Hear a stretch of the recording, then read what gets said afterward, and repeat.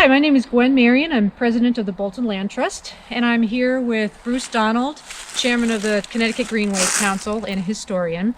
Today it is November 28th, 2020. We were supposed to have the Land Trust annual Walk of Thanksgiving today, but due to the virus, we were not able to have a gathering. But Bruce has graciously agreed to come out anyway and record his comments about the history of Old Bailey Road and Rochambeau's march through Bolton so that we can send it to you by video. So, Brent Mayerson is behind the camera, Bolton Land Trust Director. So I'll turn it over to Bruce Donald. All right, the glasses come on. So, no, the glasses come off. So this is part of the National Washington-Rochambeau Revolutionary Route, which is a national thing, and it's starting to rain. So I'm here under a bunch of different auspices. Obviously, I build bicycle trails for a living, which is kind of unique. I'm the Tristate coordinator for the East Coast Greenway Alliance. I also have a master's degree from Trinity College in history, and I've written a couple of books on the Civil War. But what interests me the most really about American history these days is the time of around the American Revolution, because it's just so fascinating. And there's so much history here in Connecticut in regard to that. So, glasses on. Whenever you look at the improbable victory of the colonists in the American Revolution, you have to fixate on the role of the French nation. The outcomes were immense on both shores. Many historians argue that the immense cost of subsidizing the Americans bankrupted the French monarchy and led, at least in part, to the subsequent French Revolution, which was just a few years later. The critical support provided by Louis XVI toward the success of the Revolution has been largely forgotten in the collective memory of the residents of Connecticut, and was really only left to devoted individuals such as town historians. And I really do want to thank the Bolton Land Trust for inviting me today. Thank you. And to private organizations such as the Sons of the American Revolution, of which I am the president of the Colonel Jeremiah Wadsworth, branch number 7 of Greater Hartford. Throughout the 1700s, Europe witnessed barely a dozen years of peace. In all of those wars, Great Britain and France fought on opposite sides. During the first half of the century, the Bourbon kings in Versailles were able to hold their ground against the Hanoverians in London, but the 7 Years' War from 1756 to 1763, known of course here as the French and Indian War, deeply hurt France. In the First Peace of Paris, France lost virtually all her possessions in India and in the New World, where Canada became British and Louisiana became Spanish. The resulting deep resentment was used to good effect by the colonial emissaries to the French court. Now, don't forget, there were very few pockets of money that the colonists could find. Obviously, they're at war with Britain, so who else do you talk to? Well, you talk to the other deep money pockets, which was essentially the Bourbons, the French kings. So, Connecticut's Silas Deane was the first of Silas Deane Highway fame. For all of you who don't know who Silas Deane was, he was actually the first ambassador to the court in France. Later on, of course, the most famous ambassador was Benjamin Franklin. But what they did was they used this enmity with the British Empire to find money. And the thing that got really this going was the victory at Saratoga in 1777, which was the first real major victory of the Revolutionary War, and showed that the Americans could fight. If this was a completely losing cause, they weren't going to give us a ton of money, right? So I don't have time to go into the precursors of the American Revolution, so I'm going to trust in your historical education, right? But fast forward to a drawn-out conflict in which the colonials had a mixed record of victory, and enter the French, who had provided both massive loans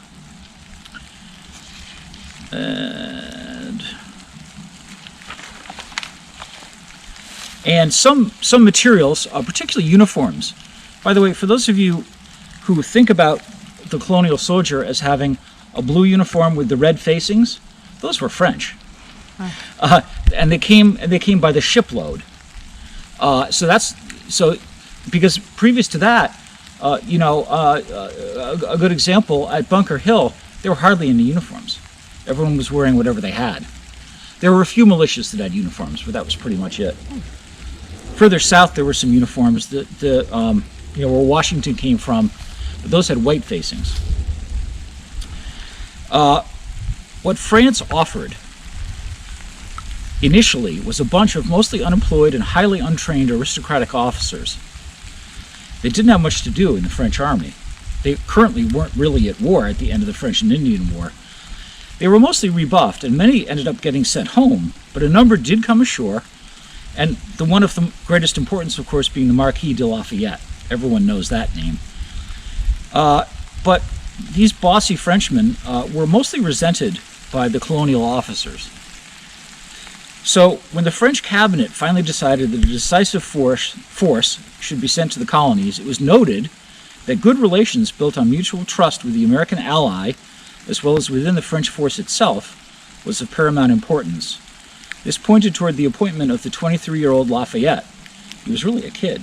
Who had become a valued advisor to General George Washington. So Lafayette's recent promotion then to colonel in the French army had already annoyed the entrenched French officer corps. So in early February 1780, the French cabinet appointed 55-year-old Jean-Baptiste Donatien de Vimeur, Comte de Rochambeau, to command the land forces. These royals had big long names. Yeah. But he was a professional soldier, so he had 37 years of experience. He was an officer who was more comfortable in an army camp than in the ballrooms of Versailles, and he already had been selected to command the advance guard in the cancelled invasion of Britain. On March 1st, 1780, Louis XVI promoted Rochambeau to lieutenant general and placed him at the head of the expedition. The French Admiral Ternay had been ordered to find shipping for 6,000 men. Rochambeau spent much of March at Versailles trying to have that force increased. He did not particularly succeed. So he brought what was supposed to be the first division of the Expedition Particulière, right around 6,000 officers and men. Everyone else would have to join part of a second division that Rochambeau hoped would join him in 1781. Ultimately, that never happened. Also, Admiral Ternay saw no reason to take horses across the ocean. There was a request for 140 horses from some of the elite at court who insisted on taking their favorite steed. The horses all stayed behind. The French officers were a who's who of aristocrats and professionals of mostly sound abilities. To give you an idea of who was in attendance, let's look at the Royal DuPonts. They were Rochambeau's German regiment. And it might give you an idea of the nature of this small army of the Ancien Regime. The Royal DuPonts were the result of a business agreement between Louis XV of France and Duke Christian IV of Zweibrücken in southwestern Germany. In French units, usually well over 95% of the officer positions were held by native Frenchmen. The Royal DuPonts, on the other hand, had a multi-ethnic officer corps drawn from all across Europe. More than half of the 69 officers who served with the regiment in America came from the Duchy of Zweibrücken, the Palatinate, Alsace-Lorraine. Still others came from as far away as Lithuania, Denmark, and the Tyrol. So those are the people that were trooping right here. The support of Connecticut. So this is by way of background, obviously, but the support of Connecticut was vital for the success of Rochambeau. Oh, let's pause for a second. Yep. So Connecticut was vital for the success of Rochambeau's mission, and thus for American success in our war for independence. Almost as soon as Rochambeau's forces landed in Newport, Rhode Island, Connecticut became the major supplier for the French Expeditionary Corps. It was known as the breadbasket of New England, and for a reason.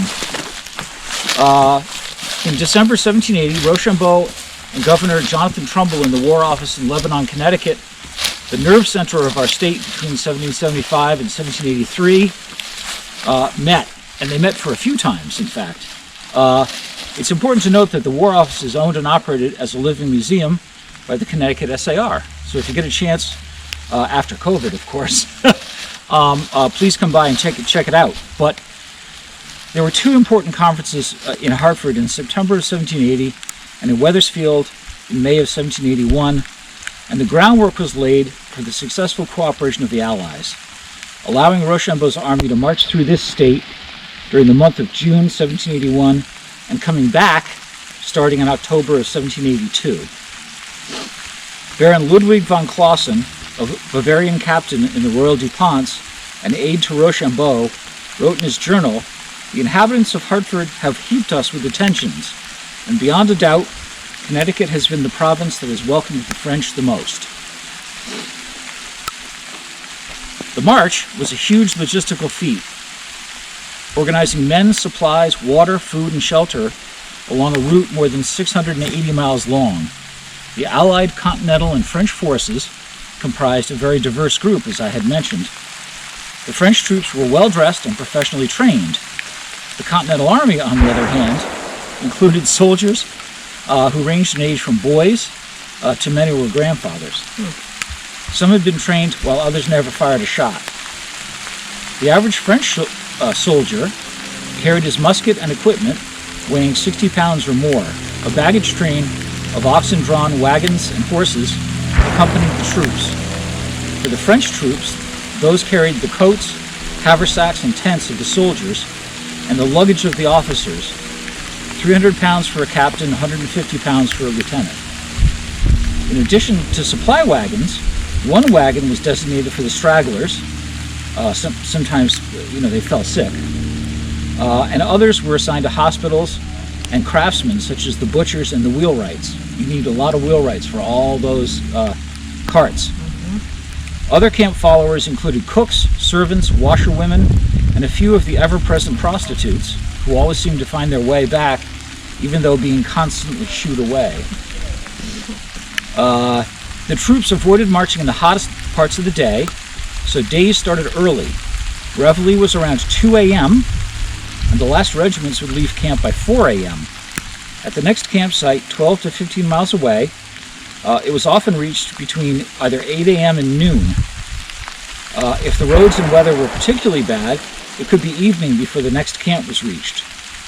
Officers often lodged in local taverns or private homes. They certainly did here. And while the enlisted men slept in tents and cooked their meals over a fire, they generally slept in their tents in the open. The French encampment here in Bolton took place between June 21st and 25th, 1781, camping on the right-hand side, which is the north side, of Bolton Center Road, along the so-called Rose Farm, which was their fifth camp on their way to White Plains, New York. Bolton was described in one journal as a very small town of perhaps 10 or 12 houses and a church, the roads being frightful, with mountains and very steep grades. And we were just talking about that.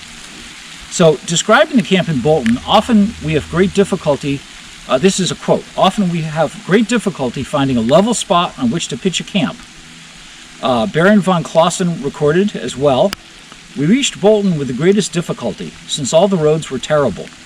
Part of Bolton is halfway up a hill, at the foot of which we camped. The officers above company grade, who did not camp with the troops, stayed either at Oliver White's Tavern, across from the campsite at the southeast corner of Brandy Street and Bolton Center Road, or at Daniel White's Tavern at the sign of the Black Horse on Hutchinson Road. Rochambeau himself spent the night in the house of Reverend George Colton, on whose land the troops camped." The small community of Bolton provided by all accounts an exciting campground. And I'm going to mention just two things that happened, but one of which was on June 22nd, the 2nd Division arrived in Bolton, and in the afternoon, Colonel Christian de Dupont ordered the band of his regiment to play as had become customary when entering a campsite. For some reason, however, he had failed to ask the permission of his boss, Baron de Viomenil, the commanding officer of the division. According to Gabriel Gaspard, Baron de Galatine, who was just a sous-lieutenant, So a baron was a Sioux lieutenant. It gives you an idea, by the way, of how much the royalty wanted to come to America to do this. Yes. I think they were bored. I don't know. But it is fascinating. Yes. They got so many royals together to do this. Basically, they asked the Royal DuPonts to quit playing. And so Christian ordered the band to cease playing, but as the daily concert had seemed to have become a source of revenue for the musicians of the band, Violmenil, who dared not order the band to strike up again, actually gave the band out of his own pocket a louis or 24 livres to make up for the lost income. That left each musician with 1 liver, 12 sous, which is about a week's wages. So this gives you some background into royalty in the army, right? Yeah. I mean, I think they were basically just pissing at each other most of the time. When you read these accounts, it's fascinating. Yes. So I want to talk a little bit about Reverend Colton, who is apparently a genuine character. And let's stop here for just... So, Reverend Colton was described as the Presbyterian minister in this town. A large, fleshy man, very prosperous, married, but childless. Now, multiple accounts talk about this tale. He suggested to the wife of a grenadier, Adam Gable of the Royal DuPonts, that she leave him one of her daughters. The description of this rather bizarre interlude, which was published in multiple accounts on both sides of the Atlantic, went on. He would adopt the 4-year-old as his own child in return for some 30 louis. Now, don't forget, I just talked about the band, right? 30 louis was a tremendous amount of money. It was about 2.5 pounds, which was more than anyone made in a year. Oh, wow. To ease the campaign for her. The grenadier, a 30-year-old veteran, basically said, hell no. As you probably would with your 4-year-old child. So, traveling through Bolton a few days later, another soldier seems to have encountered the Reverend Colton as well.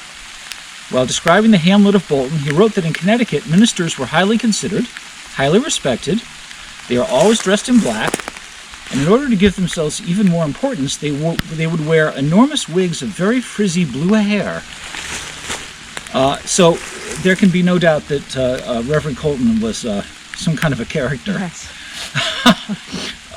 In fact, a year later in 1782, when they were all coming back, the Reverend Colton asked Jeremiah Wadsworth, and by the way, notice that's the same man that my SAR branch is named after, Colonel Wadsworth, who was the sole supplier to Rochambeau's forces, for compensation for damages done by French troops and the trouble we were at by day and night to take care of the generals and their attendants.